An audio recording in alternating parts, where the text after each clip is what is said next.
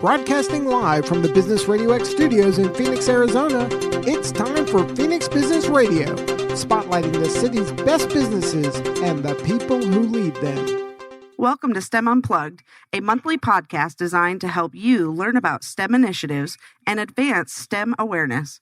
I'm your host of the show, Kelly Greene, the Chief Operations Officer of SciTech Institute, a collaborative nonprofit organization making STEM connections in Arizona and beyond. Online, I also have my co-host, Arizona Chief Science Officer of the Year, Valentina. Hi, everyone. In this episode of STEM Unplugged, we will be exploring career paths to advanced manufacturing jobs. Today, our guests will explore career pathways to advanced manufacturing jobs and the role we play in aligning education and training to the needs of employers and job seekers. Let's meet our guests. Welcome Linda Daly from A to Z Manufacturing Magazine, and Tom Saxon, who runs the Advanced Manufacturing CTE program at Westwood High School in Mesa.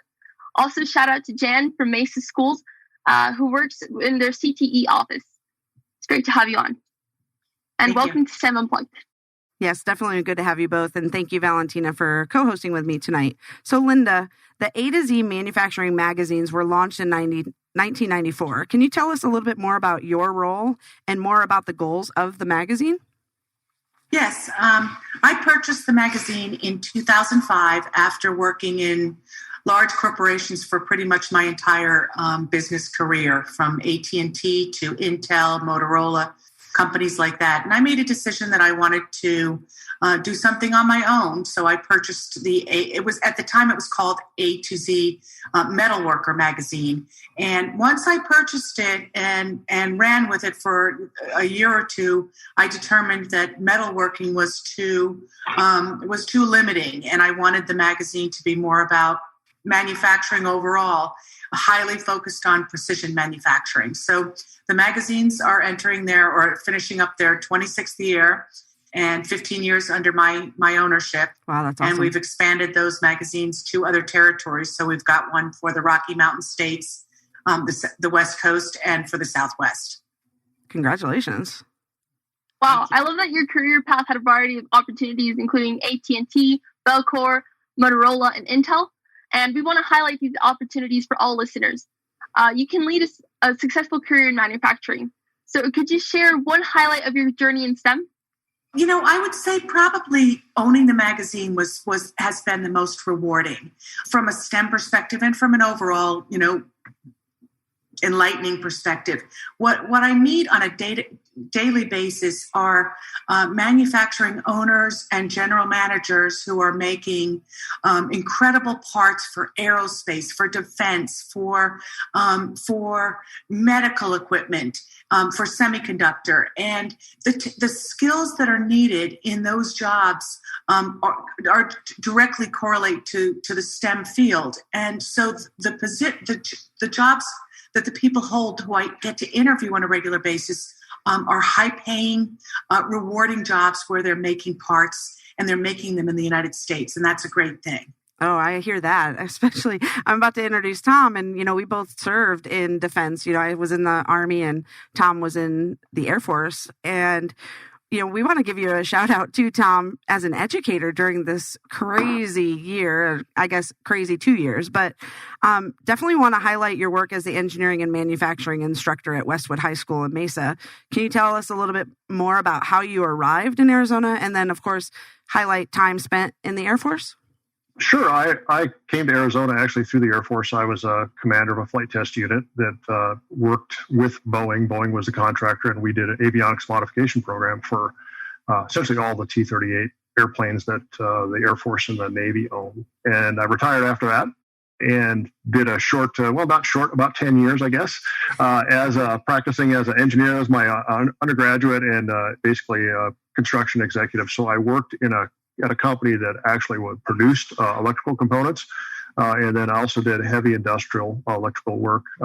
And I've been involved in robotics since my son both my kids were in grade school, and that kind of led me down the path to get involved with school. And I coached his high school robotics team, and that led me into education. So kind of a circuitous route from a farm in the middle of Minnesota.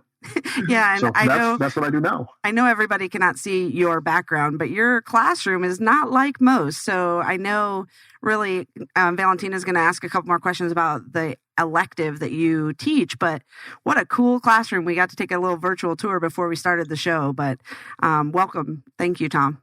Thanks. Yeah, it's very exciting how you enjoy mentoring. It plays such a crucial role in the development and decision-making for many youth, including our chief science officers, as I'm sure it did for your robotics team over the years. So what makes precision manufacturing a great choice as an elective for any student interested in STEM? Well, I think the neatest thing about precision manufacturing and engineering, and I really don't divorce the two because they're so closely related, is it's just a hands-on application of science. And sometimes we look at science and STEM and math as drudgery and bookwork and problem solving. And really what it is it's the higher level as a practicing engineer is applying this stuff and solving real problems, making real things. And precision manufacturing takes everything from material science to physics, to math, metrology, and it brings them all together. And at the end of the day, you make something. The machines take it to another level because we're really teaching automation in precision manufacturing. And that's kind of something that's not always recognized by the students initially. They think manufacturing, they think about like making holes in something in a factory floor. And really what it is a lot of automation, a lot of very highly skilled, highly technical jobs. And precision manufacturing is a huge array of career opportunities, everything from going off and being an engineer, and I've got students who are in graduate school in engineering, medical field, all the way to kids who go right out and go right to work. But the common thing with all of them is they like making things. They're creative, and they're driven, and they're intelligent. So I think it's a great opportunity for almost anybody interested in any of the STEM fields. Manufacturing is. Yeah, I think that. Yeah, for sure. And it's definitely very interesting applying the different STEM concepts to everyday life and seeing how you can utilize them.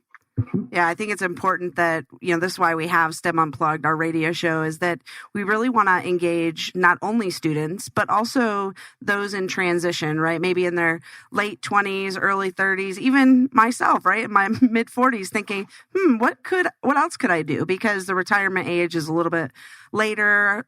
People are not doing the same career for 20 years nowadays. They're definitely changing their path and finding passion and meaningful opportunities. So here in Arizona, obviously, the manufacturing opportunities are almost endless. I've noticed a variety of the companies you lent to at Linda. Maybe you can talk a little bit about who you've been able to talk to, not just here in Arizona, but like you talked about semiconductor industry. It's pretty big here.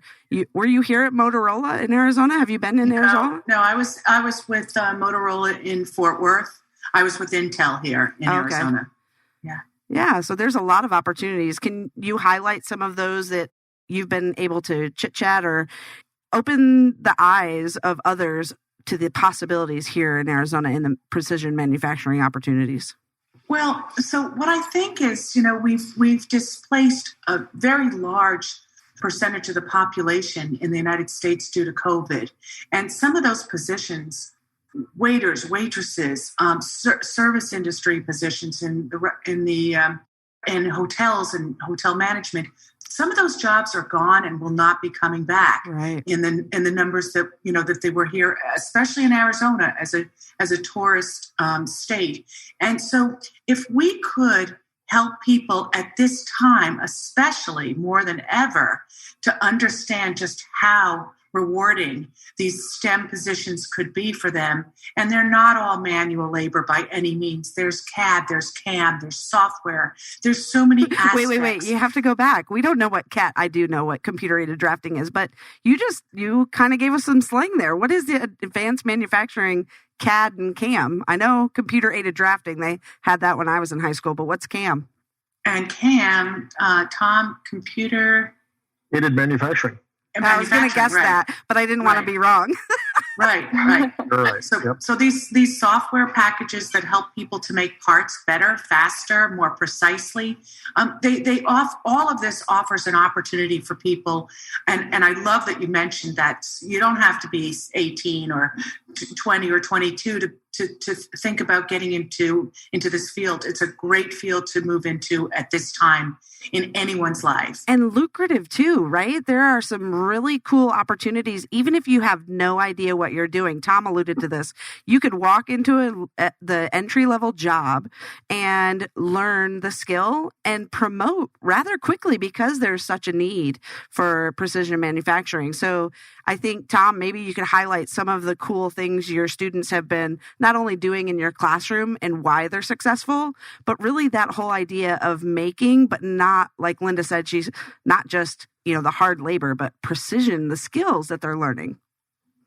Yeah, and I think we do that, and our segue at Westwood is directly with MCC because we offer dual enrollment through MCC, and then I'm an adjunct for MCC also. So that's awesome. A kid can go and take our classes and move right into the Maricopa Community College system and go get either certificates or work on degrees and ultimately move through formal education, 4, 5, 6, 7 years of that, depending on what they want. Or go out in the workforce. Entry-level positions in precision manufacturing, I will tell you my experience here is there's far more demand from employers than there are students that I graduate out. And these people are not going off to work for bad companies. Companies like Empire Cat, Transmatic, really high quality, high benefit jobs for kids, essentially, who go out and they help them further their education through apprenticeship programs and things like that, and internal promotion. So lots of opportunities to move up. And like I said, it's really about automation. That's where everything is moving to. So that's where I also teach robotics. That ties in directly for kids also to get involved in a whole array of STEM activities. That's awesome. You mentioned a little bit of the collaboration. I know, Valentina, as a student, you would really like to highlight that being an 8th grader and having those collaboration opportunities with real life STEM professionals in real careers really makes a difference on your awareness and finding out, is this really for me? What are your thoughts? Yeah, for sure. I think it's very exciting as a student to be able to explore all these different career pathways, getting an insight on all the different opportunities that there are out there. So it's definitely very exciting getting to meet these STEM professionals and getting to learn about the different opportunities out there. And we talked a little bit about, obviously, the opportunities here in Arizona because we are based here. Our nonprofit serves Arizona as the STEM learning ecosystem. But we also know that some of these companies are nationwide or worldwide. So, how do you feel this advanced manufacturing is starting to not only evolve in general, but obviously, Tom, your classroom speaks for itself. It's, a great opportunity here for students to have your elective. But to both of you, right, what is evolving in Arizona and how can we and our listeners really play a role of highlighting the opportunities in precision manufacturing? Well, I'll take a little bit about that. And one thing in manufacturing, common misperception, like I mentioned, is it's kind of like it's factory work. And we saw a great export of what we used to term as classical manufacturing off overseas. And those were high labor intensity, low value added activities. And that's not really what precision manufacturing is, or manufacturing in Arizona is. Manufacturing in Arizona is much more high tech. From that perspective, I look at this as really a great opportunity for kids to, grow in a career, because I don't know about any of you, but when I was riding my bicycle around a farm in Minnesota, I had no idea I could go off and be a pilot and an engineer and do all these different things I've done. So I look at breadth and ability to grow for a student. That's what I think. That's how it's changed. And manufacturing offers a really wide pathway for kids to grow into. Maybe they don't want to go to college right now, but maybe in 3 or 4 years, that's something that's on the book. So I know folks who started out as machine operators who went off to get manufacturing degrees, advanced degrees, lead companies now. That's the kind of growth and potential I think that is worth investing in for kids, and why I think it's a good career field for kids. I agree. Linda, any thoughts? Yeah, when I go in and I meet with business owners who have shops that have 50 employees or 100 employees or 10 employees, In some cases, these are people who didn't make the decision to go to college, and they either started up the business or they inherited it from their family. And what you can see is that people can really do very well if, in fact, they decide that formal college isn't the right thing for them. I think that what we find with some of these owners is that they are very strong in the traditional STEM types of aptitude, and perhaps they benefit from going back to school while they're owning their company to learn business skills. So they couple the business skills with their natural acumen for the maths and sciences, and they can be extremely, extremely successful. I also want to just, if I could, mention something about automation. Moving into automation a little bit, there's never been a more important time than today with COVID and pandemic for companies to address the need for automation.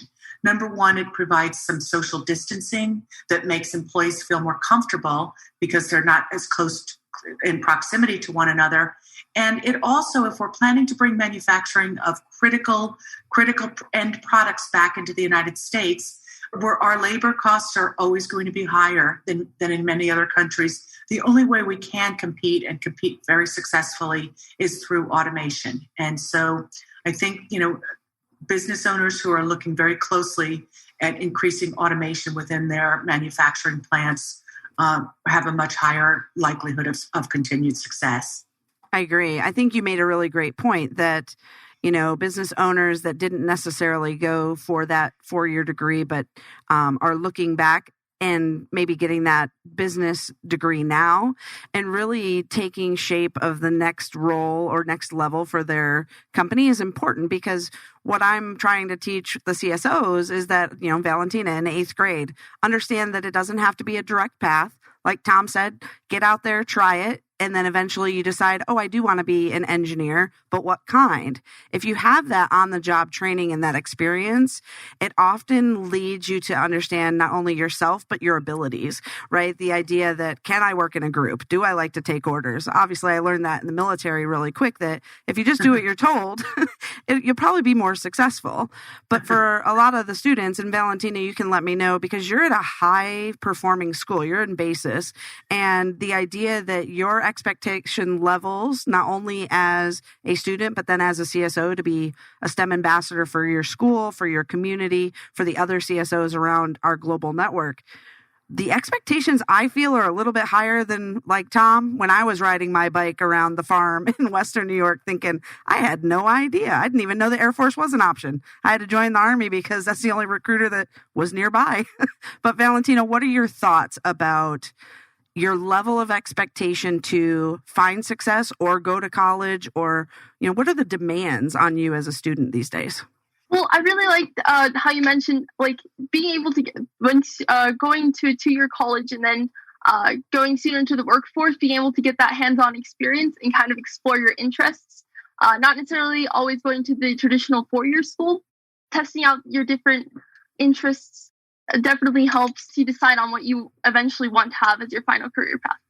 Yeah, I think parents probably play a big role in that. So if I could go back to Tom and Linda, who were some of the major influencers of your life, not only as a child, but along the career path, maybe some mentors, people that really kind of played that defining role to keep you motivated to find success. And it could even be yourself, but why is that so important along the way for not only youth to have mentorship, but business professionals, CEOs, myself, I'm even seeking mentorship from our board members, those kinds of things as individuals. Why is mentorship important? I'll let Tom take it first. You can't be what you don't see. So if you don't know what the opportunities are, as humans, we kind of limit our vision, most humans do, to what we're familiar with.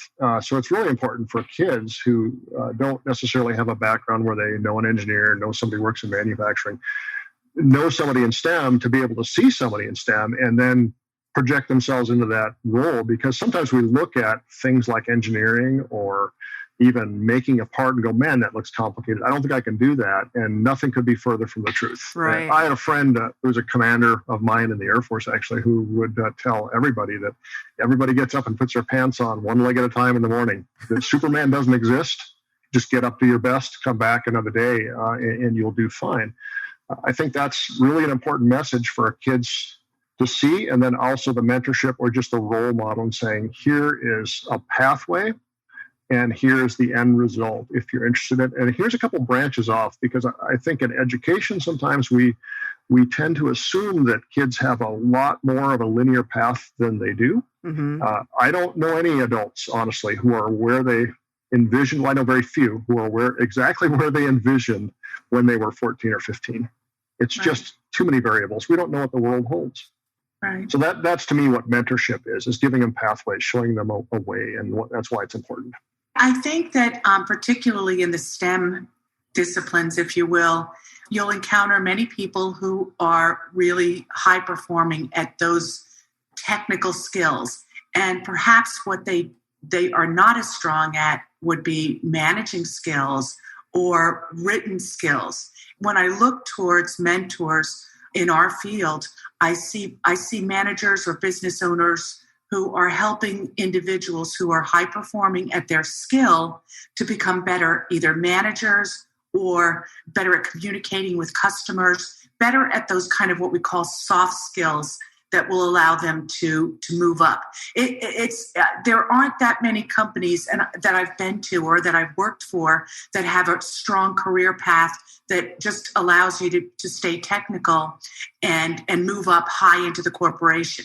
So knowing that, and some companies are doing that, but knowing that if you aspire to do something to really move up, you've got to gain those other soft skills. So I've had mentors during my career at Intel, at AT&T, probably at AT&T, where I first started out of college more than anywhere else, where, I view the world as black and white, and everybody should want to work as hard as I did coming out of college. And my manager told me that that's not what everybody does. Some people like to work just to make the money to take home to their family. And you have to understand that there are different expectations across a team that you build if it comes to that.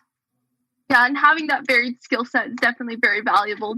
Yeah, I agree. I think you hit the nail on the head when you talk about soft skills because, being able to even participate in this conversation on the radio show. Some people are nervous about, it's the radio show, but then formulating it into a conversation and being comfortable to talk about what you enjoy and then being able to share it with others is important. And, the fact that we invited you to talk about precision manufacturing, we're really kind of trying to change the stigma because obviously as a female, and there's two other females on the call, Tom, looking to you as an educator, how do you open the door for young women that want to pursue the opportunities in STEM, specifically precision manufacturing, in a male-dominated workforce?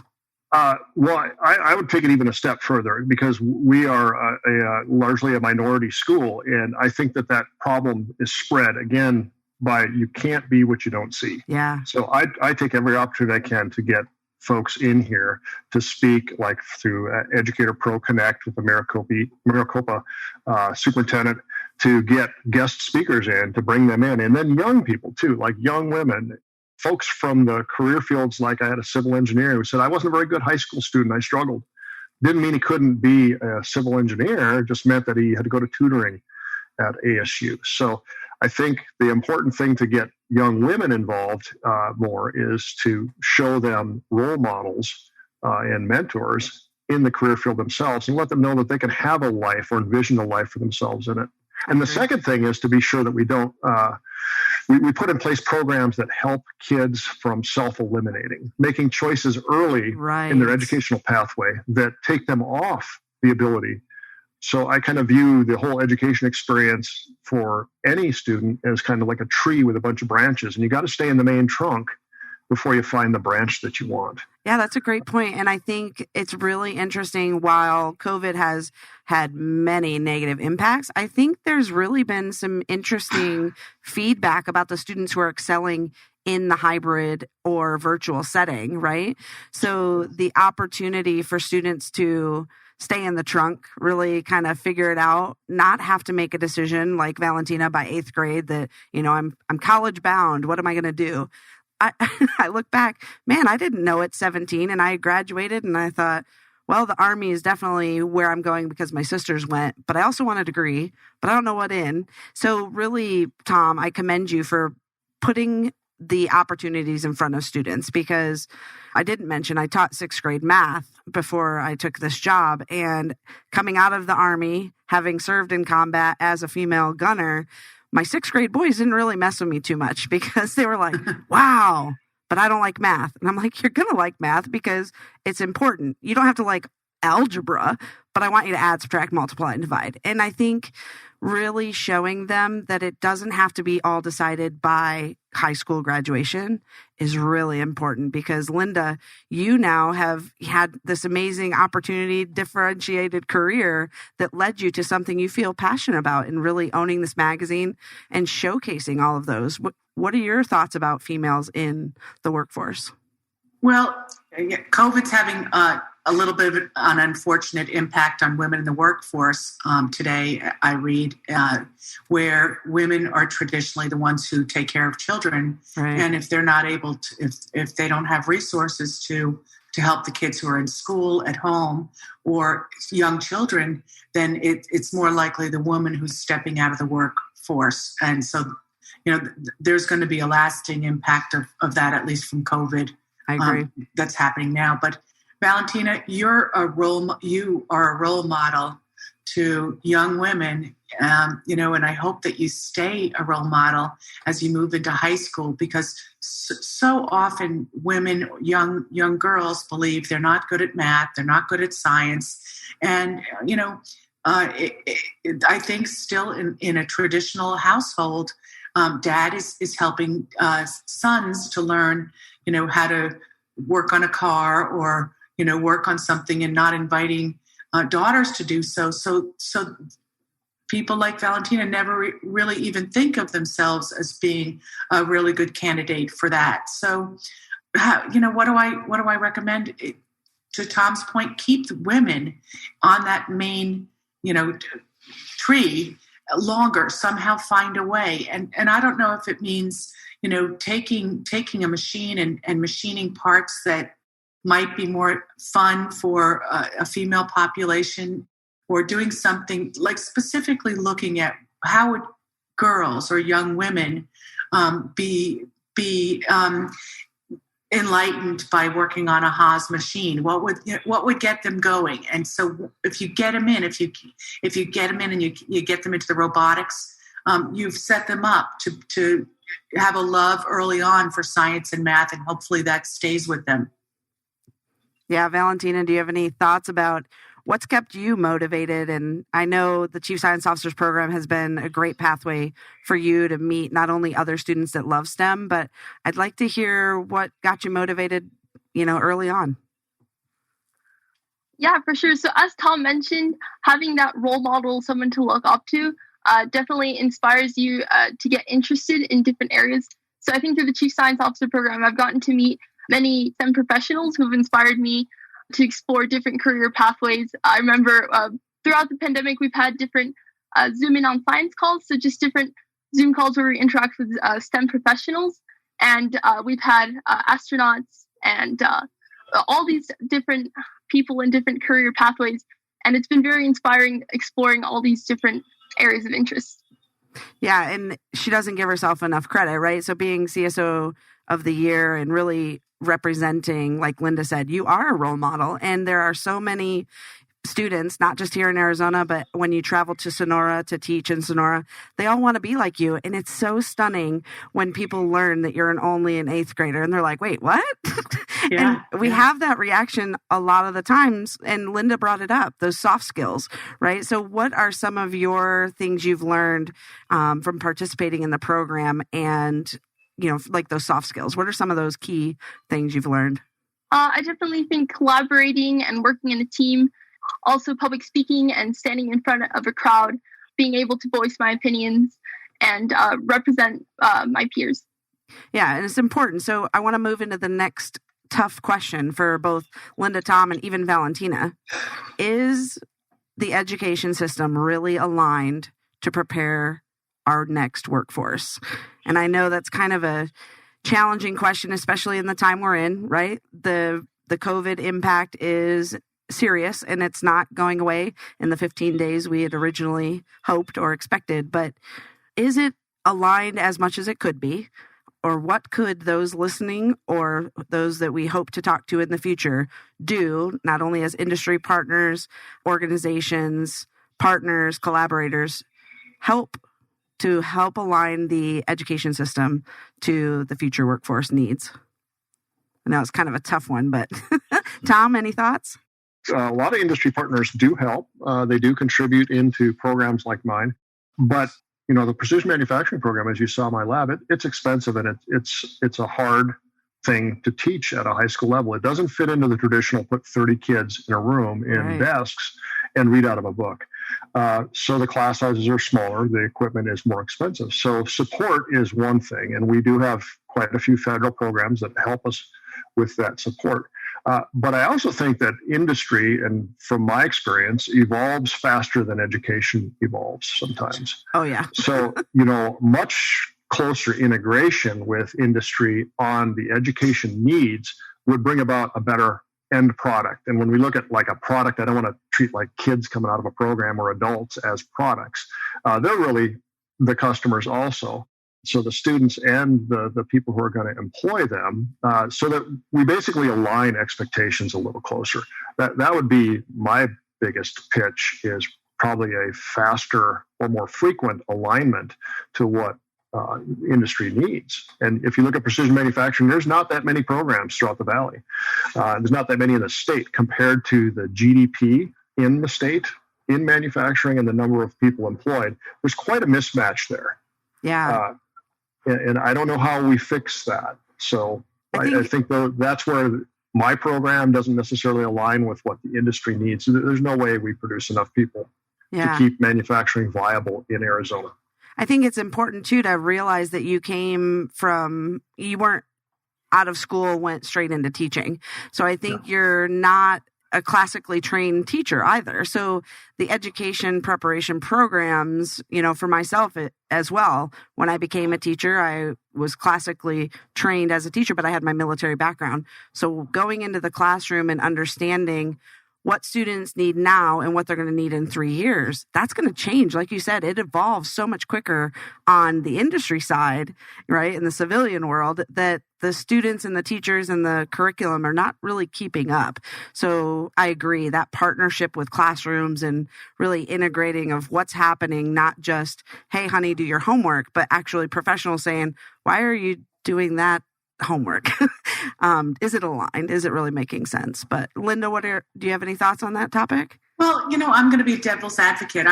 My son and daughter went to all through school here in Arizona, in the East Valley.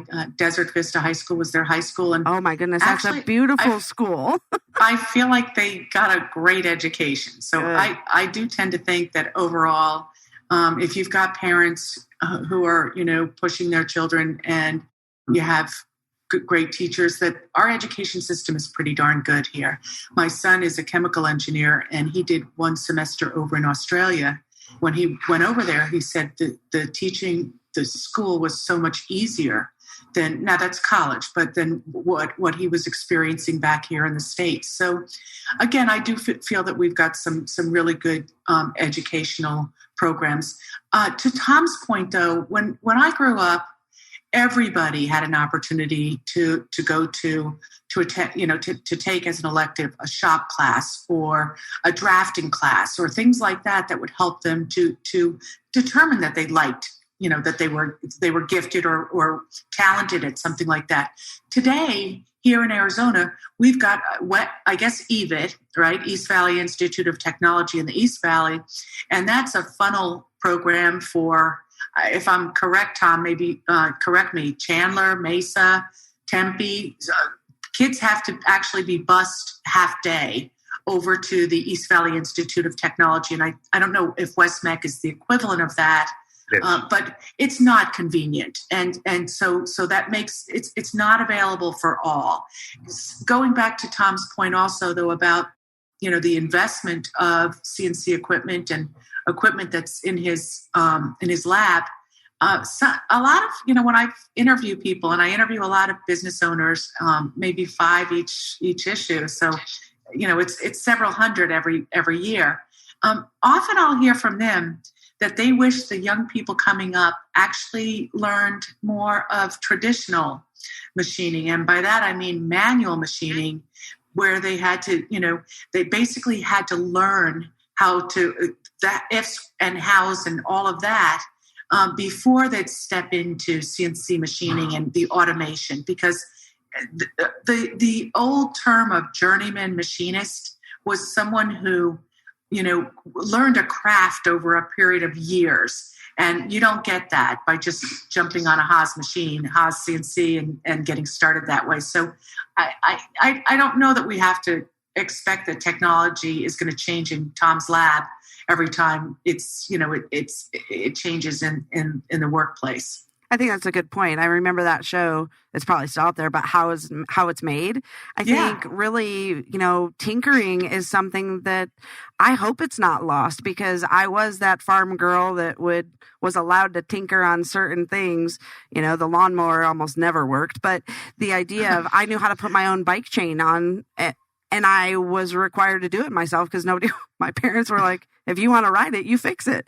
And so the idea of tinkering and understanding the STEM opportunities that are provided now, getting back to the basics, but weaving it into the education opportunities. So after teaching 6th grade math, I taught 7th grade STEM for just 1 year. And the idea that there was this whole class for our 7th graders that they could tinker, and I could literally let them make projects all the time and give some direction, but really learning the engineering design process and, did it work? Okay, let me fix this. Let me try that. And kind of keeping track of their prototypes. But, Valentina, again, I'm going to bring it back to you as a student these days. Do you feel like you're prepared, and what do you wish, or what do you hope the education system provides you as a student? I think having the education system provide more of these opportunities to tinker, as you mentioned, it would definitely make it feel more hands-on. So having more of those hands-on opportunities would make it more engaging. Yeah, and that's, again, tough in this time. But to both Tom and Linda, it's really nice to have had your perspective on the call, because you represent two different parts of precision manufacturing, but it's important that we really highlight what's happening here in Arizona. So to our listeners, we definitely encourage you to get involved in the STEM community. Maybe you're an industry professional seeking ways to make an impact, a student searching for a mentor, or a community collaborator hoping to meet the right people to help make it happen. So Linda, what's one way they can contact you, and any final words of advice for our listeners? There are programs out there. I actually sit on a board for the Arizona, it's called AZPMAP, which is the Arizona Precision Manufacturing Apprenticeship Program. And while monies have kind of dried up at this time, we've gotten grants in the past which would enable people like Valentina, when she hits high school, to be able to work part-time and attend college paid for through the program and gain certificates for NIMS, called NIMS, and I don't know exactly what it stands for. National Institute. Something like yeah. But anyway, there are programs out there, and there are monies out there to help people. But they have to, we have to make them more available. Right. I'd say, you can go to my website. You can call me. My magazine is online, and all of my contact information is there. So anyone is welcome to reach out. Going to A2Zmanufacturing.com. But also there's things like MEP, that stands for Manufacturing Extension Partnership. And that's a government program that has a local or a regional organization in every state of the United States. And I've been on the board of that in the past, but MEP has monies also from the government specifically for STEM funded activities. Checking into some of the training programs that they offer would be a great start. Valentina, the apprenticeship program, if you're still excited about this in 3 or 4 years, that would be something I would highly encourage you to do. That's awesome. Thank you, Linda. Yeah, I'll be sure to look into that. Tom, what about you? How can people get in touch if they want to learn more or visit your shop or be a STEM professional? And then any final words of wisdom? If you just go to our school website, that's www.mpsaz.org/Westwood, you'll find our CTE program. You'll find my link and a lot of descriptions about what we do here. Arizona's an open enrollment state, so if you out of our district boundaries, you certainly have the option to go anywhere.